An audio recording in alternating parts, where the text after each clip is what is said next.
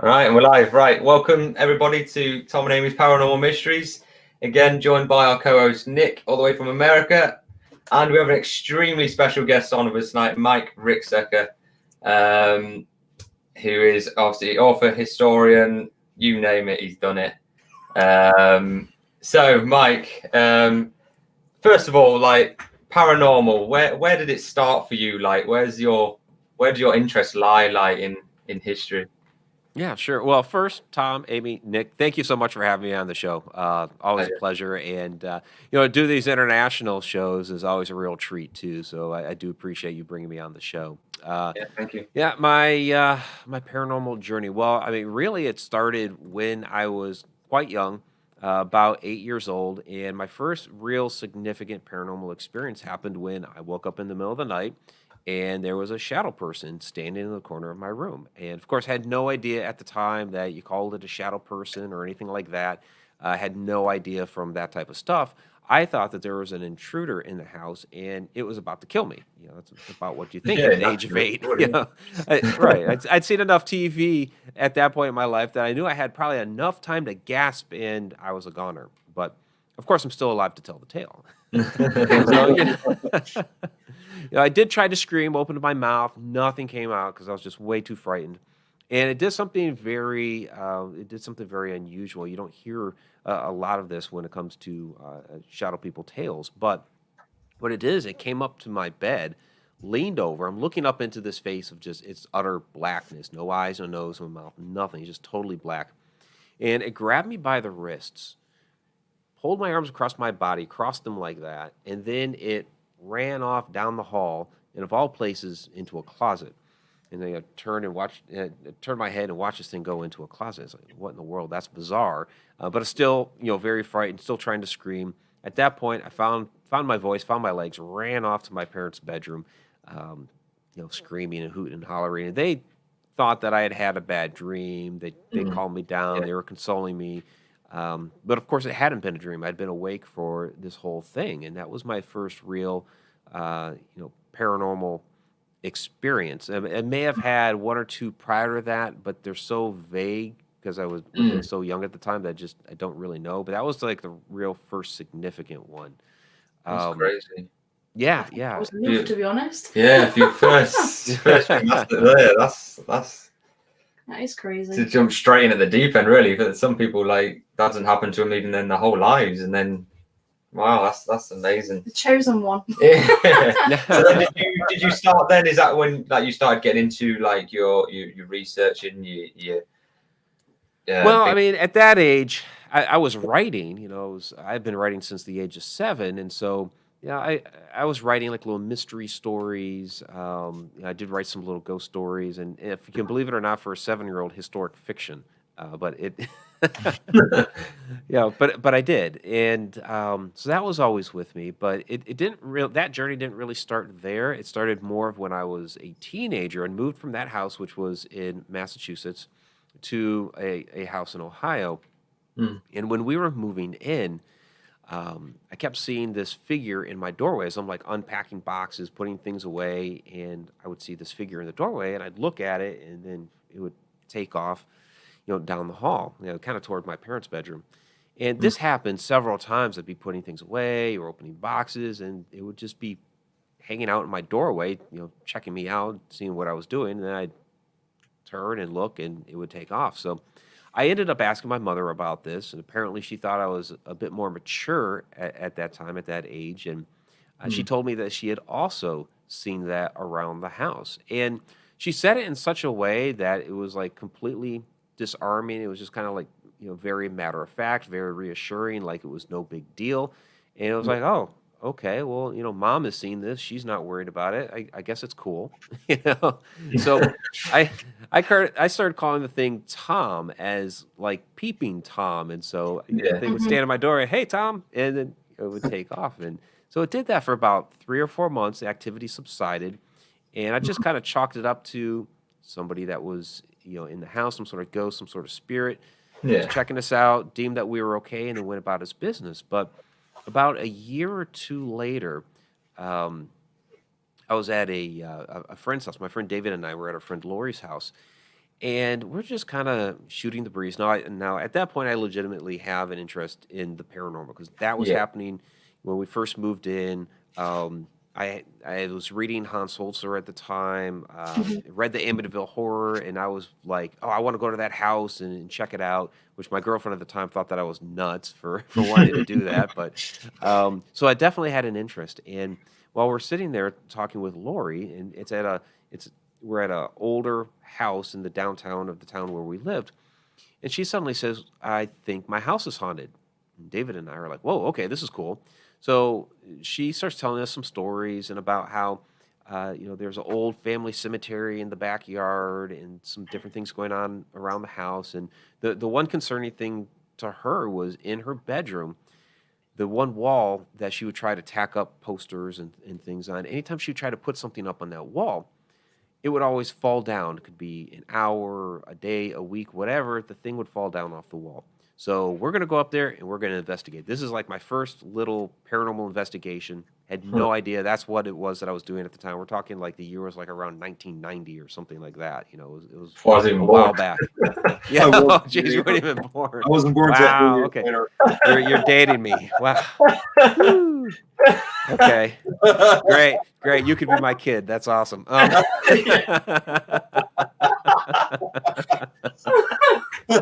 You know me though.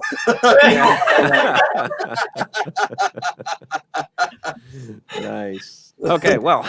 Yeah, sorry about that. No, that's awesome. That's awesome. I like that.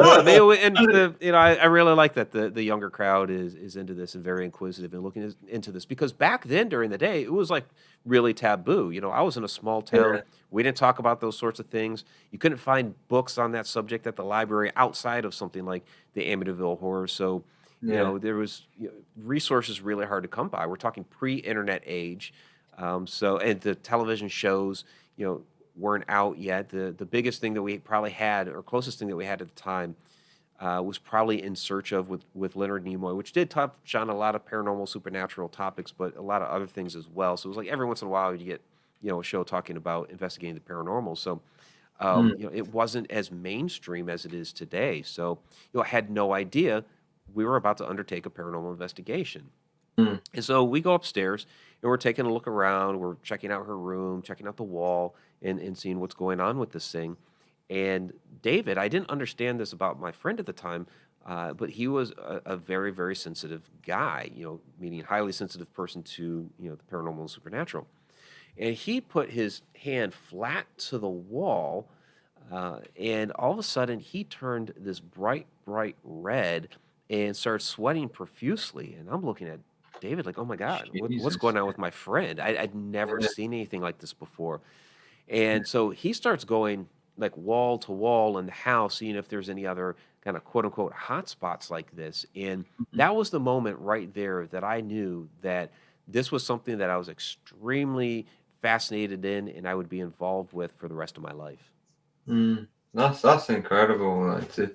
Yeah, very big story. Yeah, and would you say then that like you're partly sensitive than the normal person, or do you think it's just something that's you develop? Well, I mean, I think everybody has sensitivities on one level or another. You can develop it over time. So even a person that is just will say I don't believe in that stuff or whatever. I mean, they have probably like a very little bit at that point. But even if they got involved and they tried to develop that, they could. Just some people are closed-minded and don't want to. For me, I would never claim to be psychic or psychic medium or anything like that. People tell me that I don't give myself enough credit for the abilities that I have, but I would say that I am more of a HSP, highly sensitive person, because I can walk into a room and be like, oh, yeah, something's going on here. There's some sort of spirit or entity in here. I might not be able to, like break it down, exactly, who the person is. I might be able to give you a gender, like maybe it's male or female or something like that. Sometimes I can do that. But I'm not going to be able to sit there and give you like a whole life story on the person. Yeah. It's like you can almost feel it in the air. Like I sometimes get that where I can feel like it's like energy, like it's like heavy, thick in the air. You can feel something there. I think that's a good point. Or I'll feel like tingly on the arms or something like that. Yeah. Yeah, definitely. I think it's a good point what you're saying about being open as well, because you used to say that to me before. I used to be a complete skeptic in that, and she used to say to me, "You've got to be more open to it for it to happen." And I didn't really understand at the time, but then when you start getting things happen, you start letting it happen. It does almost snowball, doesn't it? And it does more and more. It occurs a lot more, doesn't it? I'm finding as well, I don't know whether you agree with it, but the more stressed out a person is, the vulnerable a person is, the more things happen to you. You're more susceptible to it, which is what I'm finding at the moment because of my work and how stressed I am. That's why I'm experiencing these sleep paralysis a lot of the time now. Yeah, it certainly could. Stress and will definitely play with you like that for sure. Yeah. Yeah. So shadow people, shadow figures. What I found out, I did a little bit of research. Correct me if I'm wrong, please. Apparently, the author Heidi Hollis, she coined the term when she said shadow people have been around since the beginning of time and are a dark influence upon society. Well, she didn't coin the term. The term shadow people has been with us for a long, long time under a variety of names. But, the term shadow people has been around since at least the 1800s and probably even further back than that.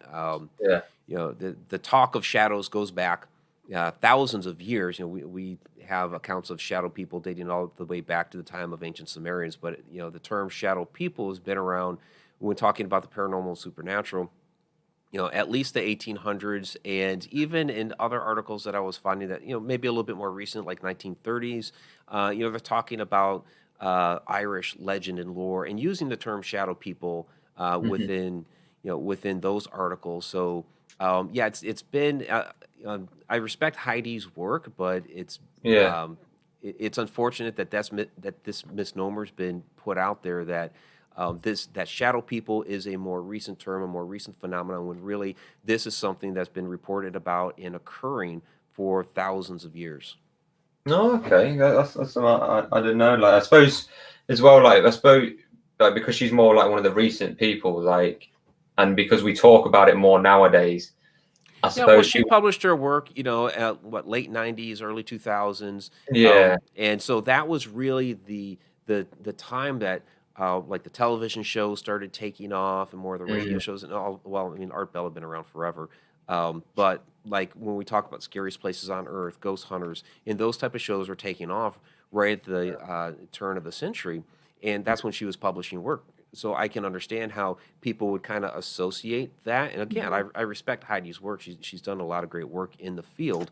But yeah, the term, the terms go way back. And as far as like the reports of shadow activity, whether they were calling it a shadow person or not, that phenomenon we'll get into, especially with sleep paralysis and old hag syndrome and all that. That's been reported since the time of ancient Sumer. Even like the ancient Egyptians, their idea of a shadow actually goes back to the soul having 7 different parts, and one of those parts of the soul is the shadow, which stays here on Earth along with the ka, the animating part of the soul, and basically this becomes like the shadow ghost hanging around on Earth. So, and you see this through all different cultures over thousands of years. Like Brazil had the Pisadera, Turkey had the Karabasan, different names, but they're all describing, when you look into what these things are, they're basically terms for either being held down by shadow or shadow ghost, or a witch, like witch riding and stuff like that, which is basically the old hag sitting on the chest. And so yeah, they're all different terms for the same thing going all the way back. Call it the hag, don't they? Yeah. I suppose it's like with all those, like the different cultures and going back that far, like you say, it's not such a recent thing as people believe. Like people, I think, because there's a lot of like these films like Slender Man and things like that that have been out, and people think that's where these shadow people have come from. But like you say, if it's gone on like since ancient times, like almost at the beginning of humanity, it's something that is a part of our human nature that's always been here. Yeah, well, Slender Man is, this is a modern day of of urban legend. And so, we're kind of almost seeing, the modern creation of myth that they did way back in the day. Now, the interesting thing about Slender Man, now there's always a nugget of truth within a lot of these different legends. With Slender Man, we know for a fact this was an internet creation. On the Something Awful forums, Eric Knudsen, under the name of Victor Surge, it was for a Photoshop contest, and submit your photo, and it's supposed to be a creepy photo, and we'll see who's the winner. But what he did, he submitted 2 photos, and he created these little just short snippets of storyline to go along with the photo. So you had the Slender Man back there behind these children, and then these really creepy little 1 or 2 liners, and everybody loved it. And so, because these couple of photos were so popular, he started creating some more with additional, pieces of story, which the story part wasn't a requirement. He just decided to do that. And again, everybody loved it. So then everybody else started doing the same thing, where they were creating their own Slender Man photos with their own pieces of the story. And so there started being this this wealth of lore and legend put together. Yeah, there you go. There's a Slender Man photo. As an example. Yeah. Okay. So all these stories started compounding, and they started keeping track of it, like on Creepypasta and what have you, of all of these story elements. And then, boom, you have this legend of Slender Man who's born. Now, there are ideas that there could be a Slender Man tulpa out there, that all these people putting all this energy into Slender Man have created a thought form entity, a sentient entity that has, been born out of these people's ideas and thoughts, which is what we call a tulpa, and that there is a real Slender Man out there. The problem I have with that, now the tulpa is a very real idea. I haven't really come across, some legitimate sightings of, okay, I actually saw the Slender Man. Yeah. The other thing about Slender Man, where I think people kind of confuse him with shadow entities, is he's not actually a shadow being. His skin is actually white, which would not be a shadow. He looks dark because he's wearing the dark suit. Yeah, the When you black look at his suit. hands, his head, and all that, he's actually a white entity, not a black one. Right. Okay. I'm sure you've heard of them, obviously going on from Slenderman, and we will answer your We'll answer Brenda's question in a second. in a minute. I'm sure you've heard of the Shadow Man. Now that it's a massive craze at the moment on YouTube, where people are playing this game to almost invite the Shadow Man into the house, and then to basically keep a candle on, walk around, and keep moving. I don't know, Nick, what's your take on that? Have you heard of it? See, I haven't heard about that on YouTube, but what I can say is that it sounds obviously very similar to the Bloody Mary dare. Yeah. You say Yeah, it sounds like mirror Bloody Mary. 3 times, darken mirror with a candle. That sounds more like not necessarily a copy, but almost kind of another version of that type of legend. Yeah, it's they call them the 5 a.m. challenges. So what you would do is you'd write your name on a piece of paper, you then prick your finger, put the blood on the paper, put it outside your door with a candle on. When it gets to midnight, you knock on the door for 12 times, and then you open the door, blow the candle out, turn it back on, obviously light it, should I say, back on, yeah. and then you were to walk around till 3 to 5 o'clock, 5 a.m. in the morning, just to hide from the Shadow Man. And apparently he can then give you your good fortune, supposedly. I think this That's new to me. like I think the point saying like that, I think that there's a lot of this is these people just think up of all these different ideas, and they think it's a game, and they think that you can just mess around with these things, and it's not a game. Like the paranormal and entities are real things, and if you don't know what you're doing, then you shouldn't really be messing about with things. That I don't think, in my personal opinion. There's a lot of videos at the moment on YouTube, and people are actually getting bad reactions, whether it's true or false, whether they're just making it. Well, a lot of them are probably spooking themselves, but I haven't seen those YouTube videos. But even with the Bloody Mary stuff, it's intention. Now you're probably not really summoning Bloody Mary.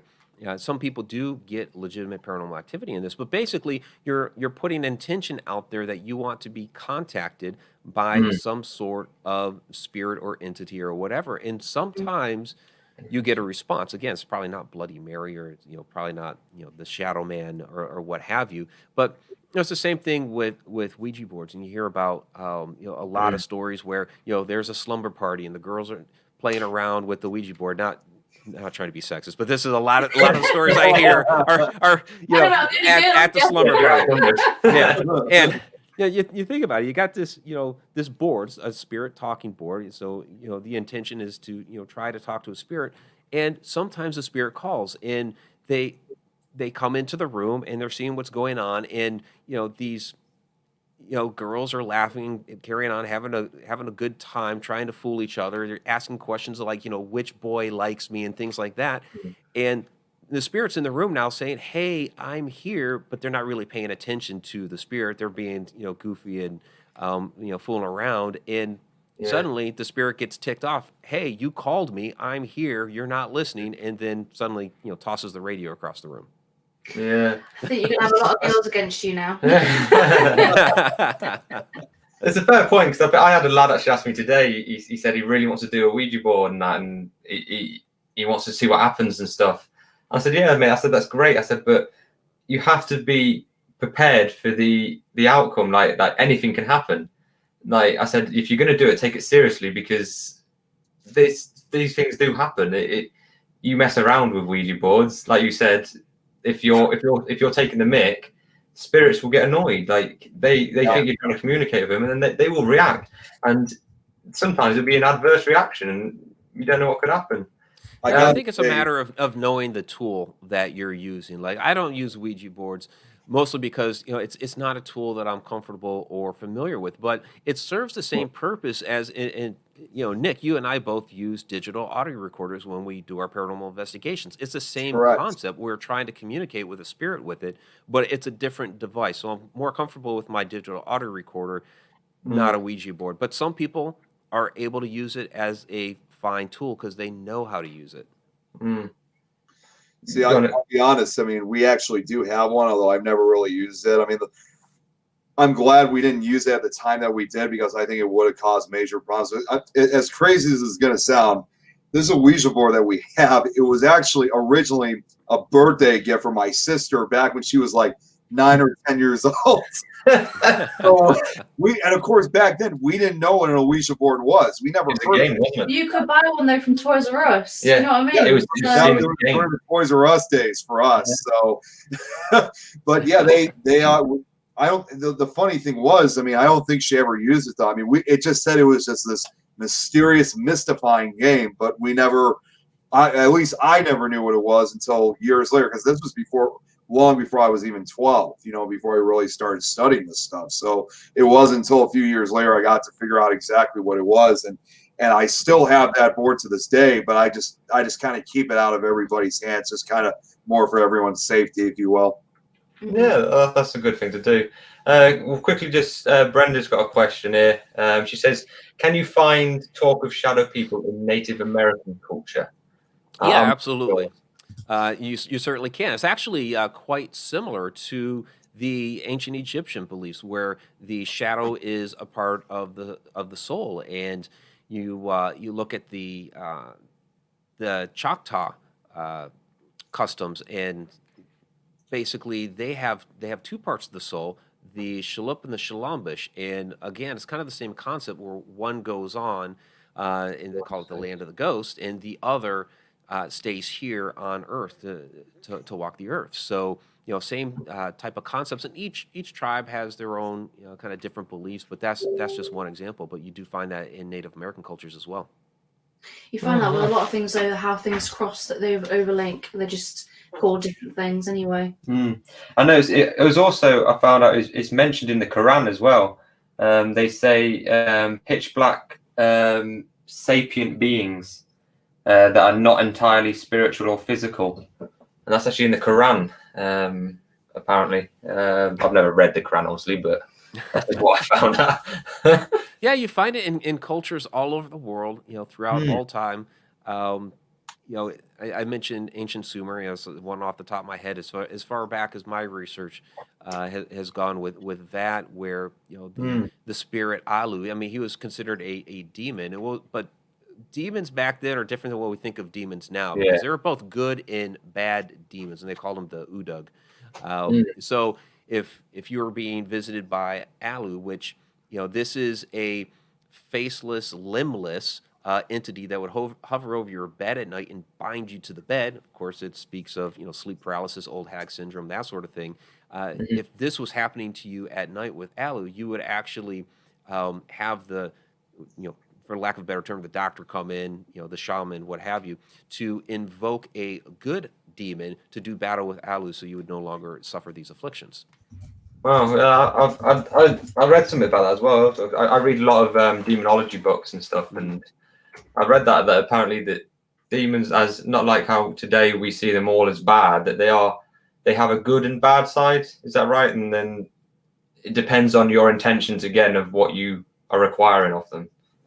Yeah, it's you're invoking different spirits, and each of these spirits or entities have their own agenda. So it's a matter of understanding. Okay, which one are you dealing with? Oh, that's a nasty one. Well, who's going to combat it? And so you would invoke some other demon, some other spirit, some other entity to do battle with him. So this is a lot of the stuff you get into, like a lot of those Goetic grimoires that talk about a number of these different entities and demons. It was a lot of Aleister Crowley's work, which he was. Everybody considered him a Satanist and the most evil man on earth, and really he just had a different outlook, and he was digging into a lot of these esoteric manuscripts and learning about these old customs, and was bringing it to a more modern audience. But because everybody thought, well, he's talking about demons, it must be Satan, etc.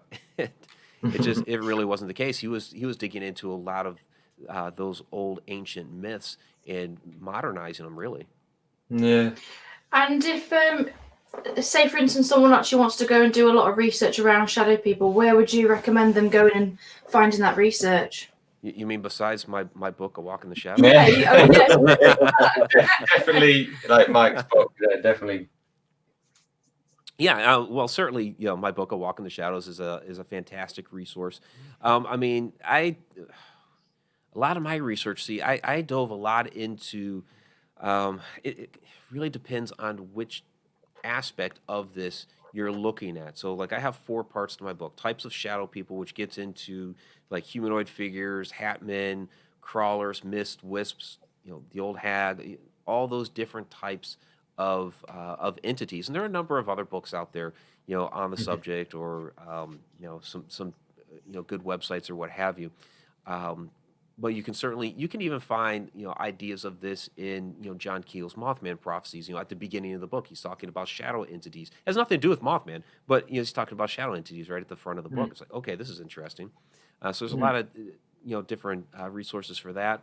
When you get into the aspects of sleep paralysis, there's a lot of medical research on sleep paralysis, put out by here in the United States National Institutes of Health. But of course, I don't believe their conclusions on it. I don't agree with. But as far as sleep paralysis being a natural biological phenomenon, yes, it is. Yeah. But then you get into all the ideas of old hag syndrome, a lot of things that we were already talking about when it comes to the ancient legends and how they explain sleep paralysis, and always these entities that they saw, like sitting on the chest or standing at the edge of the bed, kind of the same thing happening then as happens now. Then we have another entire section of the book on what I call like the deeper shadows. But really, this is like we're getting into interdimensional beings, and are they extraterrestrials? Are they time travelers? And a lot of different other concepts. And so, when you start diving down those rabbit holes, I mean, there's all kinds of resources that you could get into when it comes to time travel and ETs and light beings, and they could even possibly be astral projections, and you're actually seeing a projection of somebody else. Maybe even a relative that knows how to astral project. So a lot of different ideas and concepts. And then, like you said, demons and demonology, and there's all kinds of resources. Carl Johnson's Shadow Realms book gets into this as well. Where can people find your book? Just if anyone's wondering. Yeah, you can find it at Amazon, of course. My website, MikeRicksecker.com. Now, I just came out with a second edition of that book yesterday. So the book that's behind here, this is the first edition. I don't have the physical copies yet. I'll be getting those in the next couple of days. That's the first edition. Second edition is out as of yesterday, which is chock full of more information, more interviews, more stories, some research that I was doing this past year, which was really hard to do with COVID. But I got out finally to a couple of locations during the fall, what's known as the Conjuring House in Rhode Island, and I got back out to Mineral Springs Hotel in Alton, Illinois, and it was really, really fascinating. So I do have an account there from the Conjuring House in the second edition that's actually going to be part of my Shadow Dimensions docuseries that's coming up here in the next couple months. Do you think you might sign some of your books as well? Oh, yeah. I bet you Always should. sign books. I mean, I haven't had any events here for a good year because of COVID, but yeah, I'll sign my books, yeah. There's also one thing I want to share too. This is another book of Mike's, obviously. This is the Tom and Amy I've told you about. This is one of his other books he's got, which My Story About Waverly is featured, which also has a section of my first encounter with shadow people. I think I'll certainly be purchasing at some point. And that books he's got is unbelievable. I collect like all these different books. I've got big stacks of them in fantastic. the corner. I love these kind of things. Christmas. But I will certainly be looking at that. I thought I'd go into like a bit of people's experiences with shadow figures. So Nick, have you had any like shadow figure experiences? Maybe it be paralysis or anything, or I actually did a couple months ago. I mean, it's rare for me to have any type of sleep paralysis. I've only ever had it twice. And but the second time actually was when I actually had the hallucination. Of course, during the middle of the night, it was probably about, of course, 2-3 o'clock in the morning. I got up for some reason, and of course, as you would probably imagine, I realized I couldn't move for some reason. So I was completely paralyzed, and I just had that feeling as if something was in the room with me. So it just felt like something was standing right at the corner of my bed, and for a brief second, I mean, it felt like an eternity, but I think it only lasted for like 10 seconds for the most part. I could see like this tall, black, kind of like a crooked kind of figure just stay like very slender, not the same way as Slender Man, just a very emaciated looking figure, but it looked like as if his back was kind of crouched over, and it just of course freaked me the hell out. So, but it's like I said, it pretty much, I was able to get the ability to move again. That hallucination was gone. Now you want me to hold up that book again. This is the other book, guys. Encounters with the Paranormal. That's volume 4. There's 4 of those. Yeah, this is volume 4. Yeah. Wow, we'll definitely be having a look at them. Might be on Google later. Oh God! There you go. It's only just been payday. For myself, like, I mean, I've only had one experience with shadow figures. I mean, I've never really seen shadow figures on like ghost hunts and stuff, but I have had it with the sleep paralysis.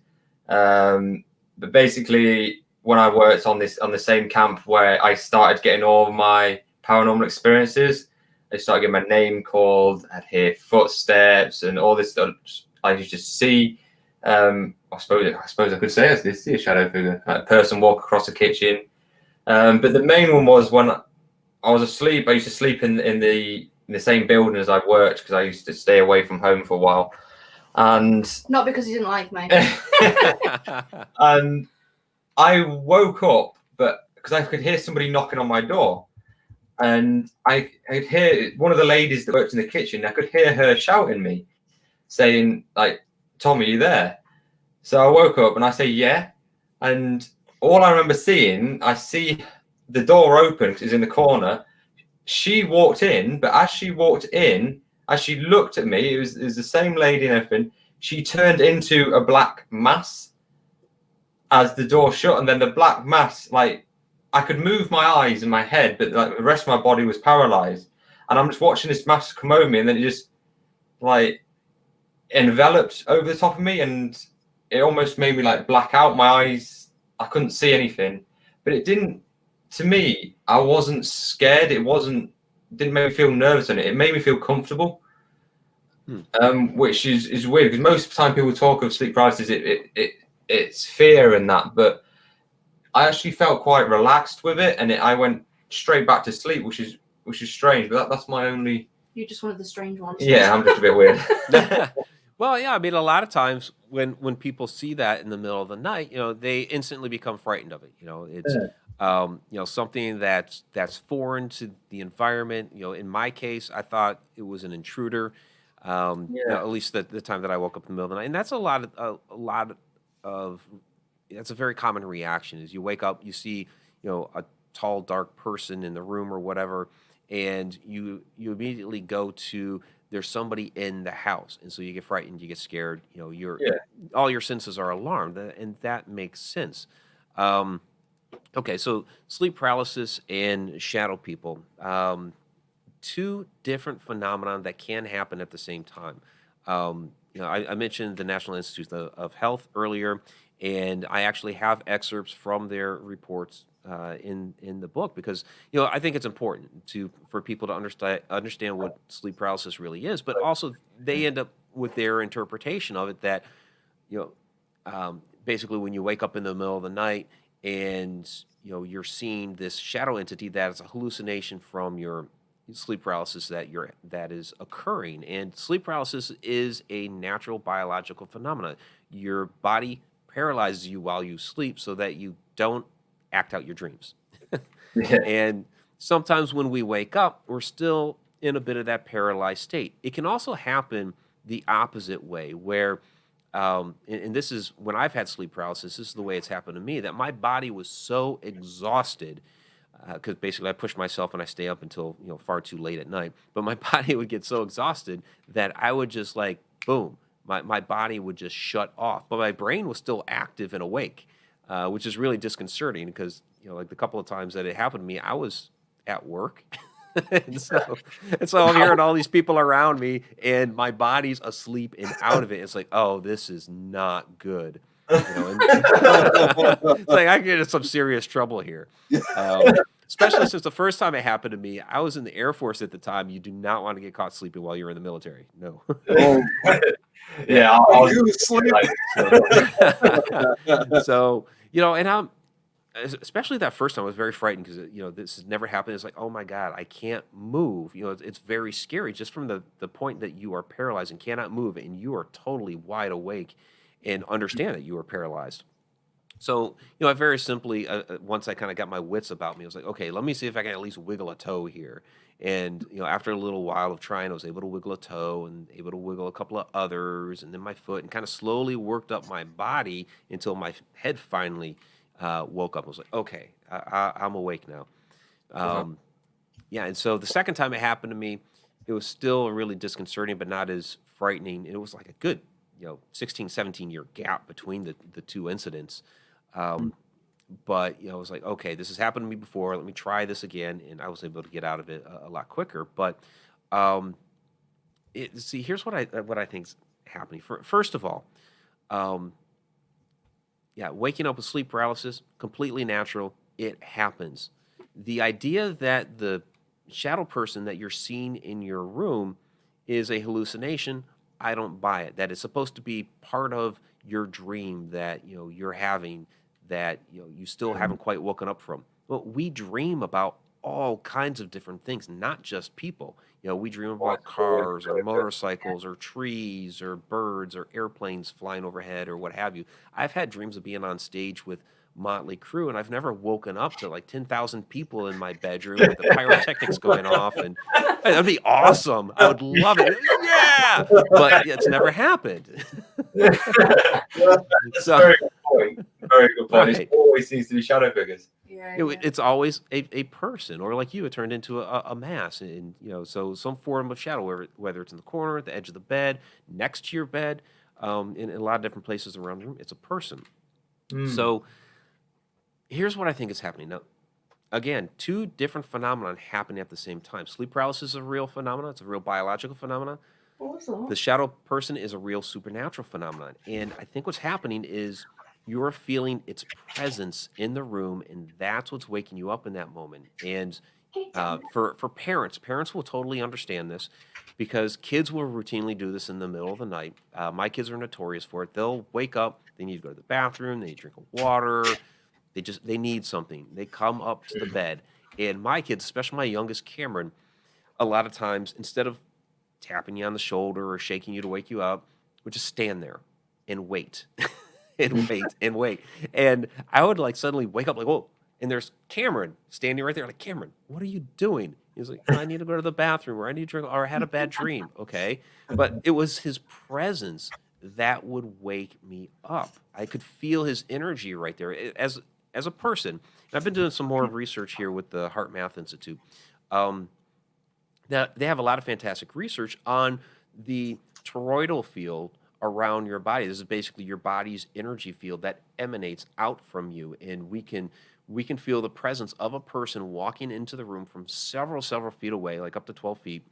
And, you could have your back turned, not hear them, whatever, but all of a sudden you get that idea, somebody's in the room with me, and you turn, somebody's in the room with you. So what's happening here is your body, as it's asleep, senses the presence of that shadow person in the room. You're feeling their energy in the room, and that's what's waking you up.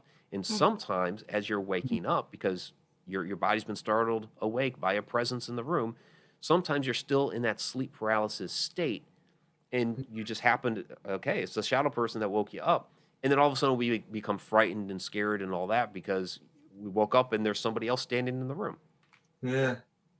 That's so interesting you point out, because like it makes everything make sense. Like because like, even sometimes you wake up in the night just randomly, don't you? You're wide awake, but there's nothing there. Like, but then when it's sleep paralysis, it's maybe you've caught the entity off guard almost because they sometimes call it the intruder, so it makes you feel like as if there's someone else in the room with you that's not supposed to be there. Right. Yeah, you're feeling their presence in the room. Yeah, your body innately knows. I mean, and you guys are a couple. You're sleeping next to each other. You know the other person's energy. You know that there's somebody else standing or sleeping next to you. But then when somebody else comes into the room, you feel that additional energy in the room. You know there's something out of place. Your subconscious realizes this and wakes you out of your sleep. Oh yeah. I'm going to share some experience. I think we've got one from Keep It Real. So we had two shadow figures in our place. One died left behind our building, another stood at the end of the path looking before moving off. Well, that was Bob. Yeah, that's why it says Bob. Yeah, Bob and Sally Ann Hunts. Okay. And Brenda's got one also. She's had an experience. So being light and the colour was like white gold. I woke up and said that was saw in the hallway in the middle. Then my mum came out the door and that beam. Yeah, that's more of a light beam rather than a shadow person. Oh, okay. Yeah. So you've got one of them. Do you want to share it or not? This is very recent. That Amy had an experience last night. It upset you quite a lot, didn't it? Well, it was this morning. This morning. Yeah. This morning. Very recent then. Yeah. So before we go on it, this does put into reality. We bought all these haunted dolls and negative and positive. Negative and positive, which is our own fault as well. Yeah. So. We know the consequences now.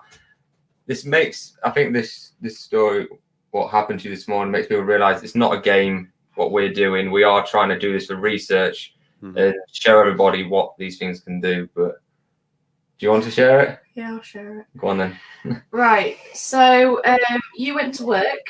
What time did you go to work this morning? It was like 5 o'clock. 5 o'clock. Yeah, stupid o'clock. So I hear the door close and I'm like, well, he's gone now, so I'm going to go back to bed because I don't start work till about 7, 8.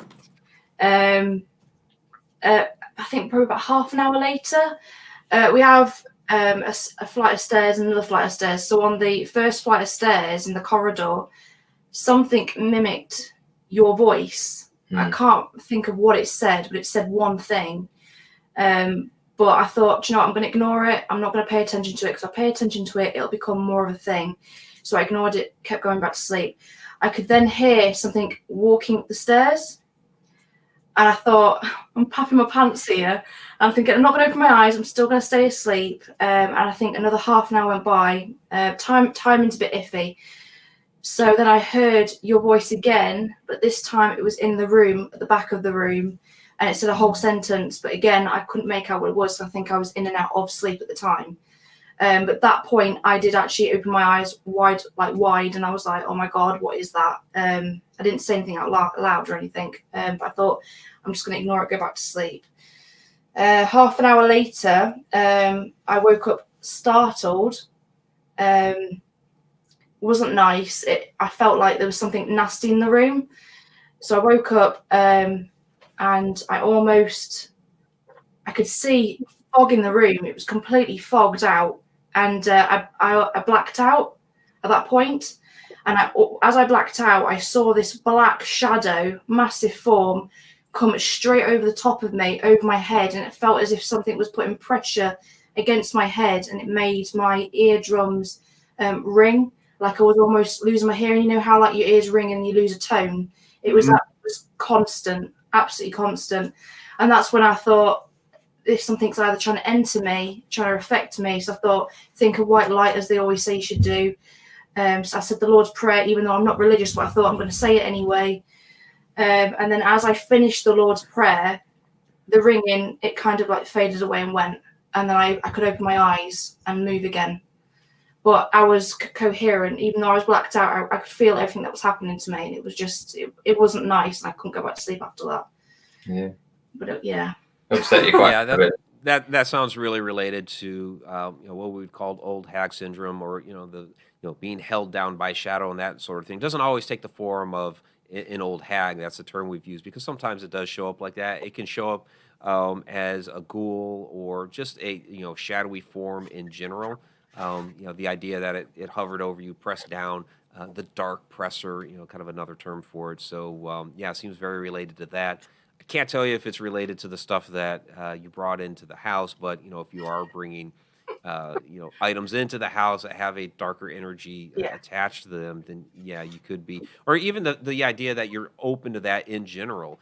Just the idea that you're putting intention out to the universe that we're collecting these things, intentionally trying to bring haunted things into the household. There are other entities that could be made aware of that and be like, oh, well, if they're inviting things like that into the house, even though I'm not attached to that object, I'm going to go ahead and invite myself in too. Yeah, well, I was definitely saying she was, and I was like, that was saging everything. I'm saging myself. Lots of saging. Get the white salt. I think it just puts into reality, though, that it is serious what we're doing. That's one experience out of 3 or 4 I've had. Yeah. Like when we put our videos up of the dolls and that, it is generally what happens, isn't it? We don't. Oh, we're not making any of it up. What we capture is what we capture. If we capture nothing, then nothing goes up, does it? But yeah.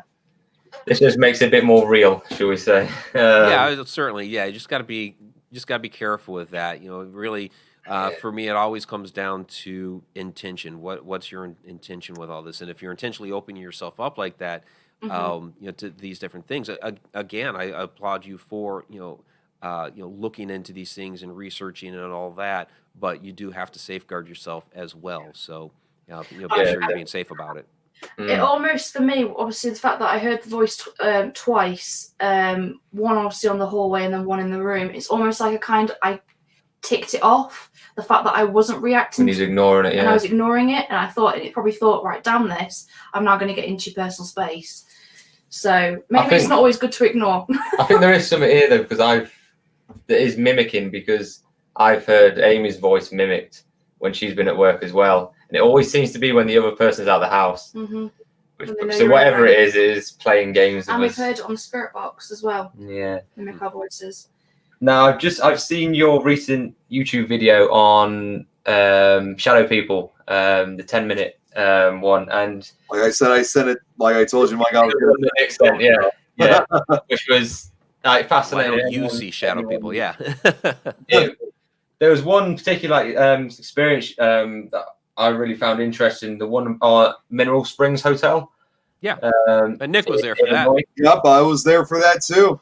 Yep. Oh, there we go. So I've watched it, and obviously you want to share with people what actually happened there, because this is the other side of shadow people. It's not necessarily the sleep paralysis evil people, but it's the other side. Yeah, and Like, you can take it away because you saw it first before me. Sure. Yeah, and that's the thing, is that not all these things are evil, nasty, and nefarious, and that's another thing that one of these connotations here over the last several years that's been perpetuated is that these things are the evilest of all things evil and the darkest of the dark, and yeah, some of them are, but many of them are not. Many of them are just human spirits that can't fully manifest as an apparition, so they just come off as a shadow. And this incident at Mineral Springs is a prime example of that.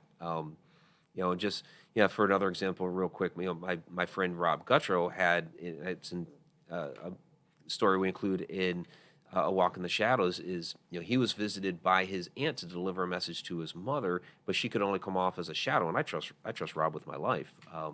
Great guy. But in any case, with this incident at Mineral Springs, it was following the Haunted Road Media Paracon that we put on, which we weren't able to last year, but back in 2019, the last one that we had.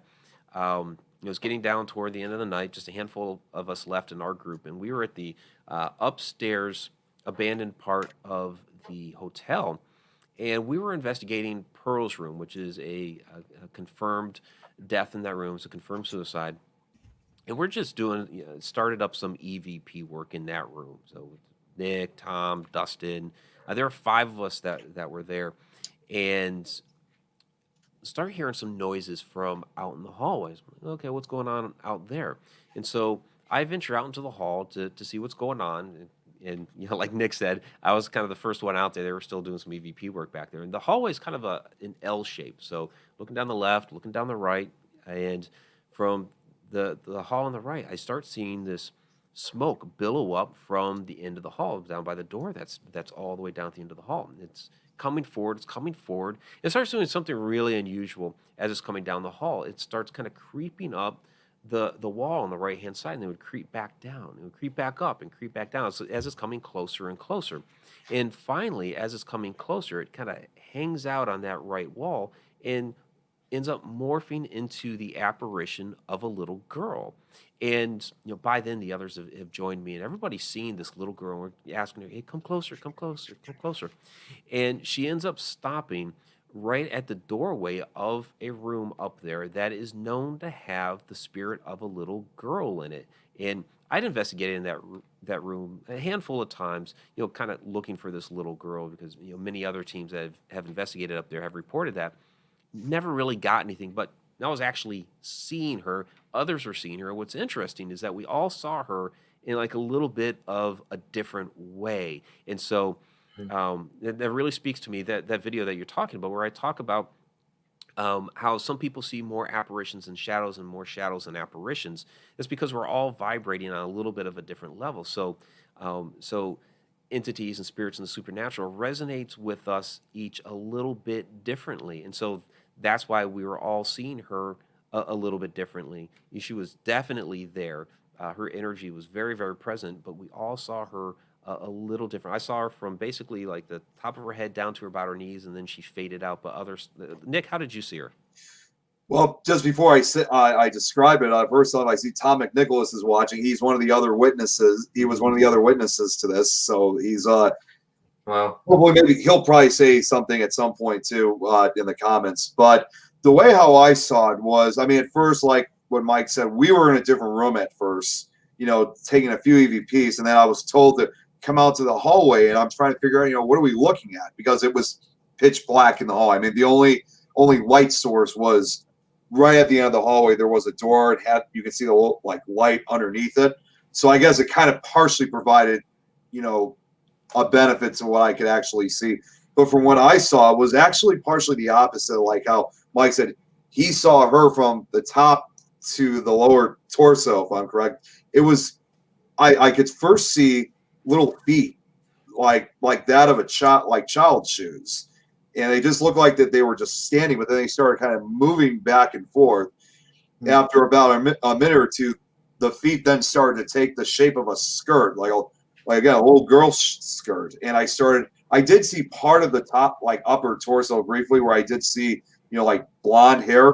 And I guess in some way it's like she was just, I guess she was kind of more curious of what we were doing there. And the weirdest part is that we all had cameras in our hands, and nobody thought to take a picture. Well, it's not that I forgot I wanted to take a picture, but I didn't want to scare it off. So we were just kind of all, I mean, at one point I actually did try taking it without the flash, which I finally found that photo. Unfortunately, it was so, I tried editing it. I could not get anything out of it. But regardless, it was unbelievable of what we saw. I mean, again, it was one of those things that it felt like it lasted for a long time, but that was we all, it's like if you talk to each and every one of us from that night of what we encountered, it's like no two encounters really were the same. We all saw something different. Yep, there goes Tom right now. He saw the dress first, then her head. Yep. Yeah, I think the one thing we can agree upon is that she was wearing some sort of dress or nightgown. And but as far as like the rest, it's like, yeah, like Nick is saying that he at first saw her feet. I never saw her feet. So we saw her a little bit differently. It all depends on what you're looking at first, I suppose. And also, like you say, the resonance, people's resonance and things. Yeah, her appearance to me, and Tom also says no features on her face. We couldn't really see her face that well. But based on her appearance, and I'm sure I'm not the first to say this, to me it looked like we were watching something out of like a silent film from like the 20s. She just had like that early 20th century, looked like, I would say maybe 1910s, maybe early 1920s appearance to her. That's just my which fits the history of the hotel, actually. Yeah, exactly. So that actually does make a lot of sense. I think it's so fascinating though, like how usually when you get sightings and stuff, it's always usually one person, but the fact that like you all saw her, her energy must have been so strong for you all to be able to see, and for that extended period of time, because usually it's just like a flash or the corner of your eye sort of thing. But that's fascinating to me that to see it for that long and in such detail. And you didn't take a picture. Yeah, it's the best apparition I ever saw in my life. But the thing that was great for me along with that was the fact that I actually saw her morph out of that black smoke. So for me, because early on in my research, I had for a long time separated shadow people and apparitions. No, two different things. Human spirits are human spirits. Shadow people are shadow people, which I do believe a true, quote unquote, true shadow person is an interdimensional being. But that doesn't mean all a shadow phenomena is interdimensional. A lot of these shadows that we see are other things as well, and so. Over the years, people would try to, talk to me and convince me, some of these are actually human spirits, and they would tell me their stories and be like, okay, I'll consider that. And I'd gotten used to the idea, okay, some of these are human spirits, fine. But then to actually see that happen out of the black smoke, here comes this little girl. It's like, okay, that's confirmation for me. There we go. After all these years. Well, I think the other reason, if I could just add, and Mark, obviously you sure remember this night too, is that I think we also had a lot of, because the Mineral Springs Hotel is right next to the Mississippi River, and earlier that evening we had a very severe storm. We actually briefly had a tornado develop, which I actually was excited about. I filmed the whole thing. Yeah, we had all that lightning and everything going on. Yeah, it was a great night. The lightning was unbelievable though, because it was just like, it was almost like it was like a perfect fireworks display. And even after when the storm had finally moved on, there were still all these flashes. So I think in some way the storm, and also there's Tom. Yep, there was Tom. Yeah, we did record sound of it. We just didn't have a video or photo. But but also at the same time, this was back when the Mississippi River was also over flooded. So you always hear those stories where you got electricity and sometimes water that may act as a what's conductor. Like a conductor for some of this energy. So that probably explains why we had such an incredible encounter at the Mineral Springs Hotel. Yeah, there's always something in there, I think. So it's same with like limestone. They say that's a massive conductor as well. Yeah, and see that's a great thing about Alton and why it's so haunted, because it has those limestone bluffs right there, right up against the river. So this building is caught between those limestone bluffs. and the energy of the water. And like Nick said, that was the year of the big flood. And so there were a lot of parts of Alton that were flooded. And so, yeah, and then the lightning on top of it. So that was just a great night. We picked a perfect night, that's for sure. I feel like we missed out there. You guys got to come out. Yeah, there's something else on our list, isn't it? We're hopefully We've got a lot on our bucket list. We've got a lot on our list, but certainly one of them will be coming to America at some point, visiting all these places, because we see them. We only get to see them on the TV and that, but it's fascinating. Like, we need to get like a camper van and just go everywhere. Just go everywhere, go all There you over. go. It's fascinating. We are coming to the end of our time on here, unfortunately. It has been fun though. Yeah. Oh, absolutely. I definitely think we need to do, like, this can go on, like as we always say, we can talk all night about this. But whenever you're available again, Mike, if you would like to, we'd love to have you back on the show to continue this, because I'm sure you've got much more to say. Oh, absolutely. I'm sure everyone else has got a lot more questions for you. Mike, I have one request to ask you, because Tom and Amy haven't heard. Can you present them your Haunted Road roast? Because they don't know anything about it. Is Tim Schoen watching? I've been watching. I haven't seen it, but I know Tom McNicholas and Robert All Hanna. right. Well, Tim will probably watch it at some point. So I have my own coffee. It's called a Haunted Road Roast. Deadly Grounds is the roaster. So I sell this at conventions and everything. So, but I have a little line that goes with it. Haunted Road Roast. It helps you hook ghosts. That's brilliant. Love it. I think we need that. Yeah. I thought this would be the perfect time to introduce you while you were still on. So thank you, Mike. Thanks, guys, for having me. Tom, Amy, Nick. It was fantastic. Appreciate it. Yeah, thank you so much. So hopefully we will continue part 2 at some point. Whenever you're available, Mike, just let us know. Have we thought about what we're doing for our next show? Next show. Do you want to do what we said we were going to do? I have no idea. We're going to have a look at different videos. Oh yeah, so we've got a few ideas. We could either do like a reactions thing, watch some evidence online, have a bit of fun, watch some reaction videos. Debunk it. Which I'm sure we'll be able to debunk quite a few of them. That's of course if you're not available, Mike. If you are available, Mike, next Friday, then of course we'll carry on part 2. But we will sort this out between now and then. But yeah, so thank you everyone for watching.